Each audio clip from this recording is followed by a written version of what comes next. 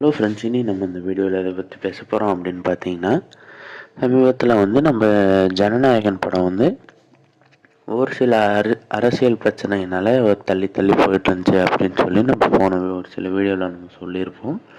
And இப்போ பார்த்தீங்கன்னா வந்து அந்த படத்துக்கு வந்து அரசியல் பிரச்சனைகள் இருந்தாலுமே அந்த படத்துக்குமே வந்து இன்னும் வரையும் வந்து டிஜிட்டல் ரைட்ஸ் வந்து கன்ஃபார்ம் ஆகாதனால தான் தள்ளி தள்ளி போயிட்டு இருந்துச்சு. ஸோ அதை கன்ஃபார்ம் பண்ணுற விதமாக பார்த்தீங்கன்னா வந்து நம்ம அமேசான் ப்ரைம் வந்து 115 கோடி ரூபாய் கொடுத்து இந்த படத்துக்கு டிஜிட்டல் ரைட்ஸை வாங்கிட்டாங்க அப்படின்னு தான் சொல்லணும்.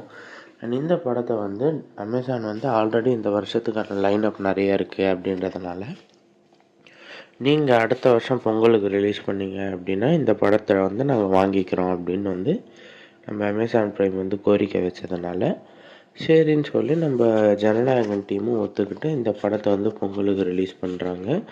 இதனால தான் வந்து நம்ம தளபதியோட படம் வந்து தள்ளி போச்சு. ஸோ இதை பற்றி உங்கள் ஒப்பீனியன் என்ன அப்படின்றத மறக்காமல் கமெண்ட்ஸில் சொல்கிறேங்க.